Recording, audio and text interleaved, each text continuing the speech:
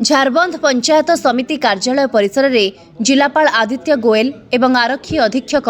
प्रहलाद सहाय मीना मिलित अध्यक्षतार जन अभियोग शुणाणी शिविर अनुष्ठित। शिविर में जलसेचन, विद्युत जोगाण, पानीय जल जोगाण, राशन कार्ड, वार्धक्य एवं विकलांग भत्ता, रास्ता निर्माण, कृषि आदि समस्या आधारित समुदाय 94 गोटी अभियोग मध्यरु 81 व्यक्तिगत 13 गोटी सामूहिक अभियोगर शुणाणी करी समस्त समस्या तुरंत समाधान करने पाई जिलापाल विभागीय अधिकारी को निर्देश देछंती।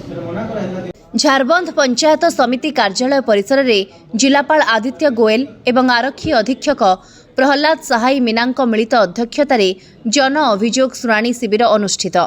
शिविर में जलसेचन, विद्युत जोगाण, पानीय जल जोगाण, राशन कार्ड, वार्धक्य एवं विकलांग भत्ता, रास्ता निर्माण, कृषि आदि समस्या आधारित समुदाय 94 गोटी अभियोग मध्यरु 81 व्यक्तिगत 13 गोटी सामूहिक अभियोगर शुणाणी करी समस्त समस्या तुरंत समाधान करने पाई जिलापाल विभागीय अधिकारी को निर्देश देछंती।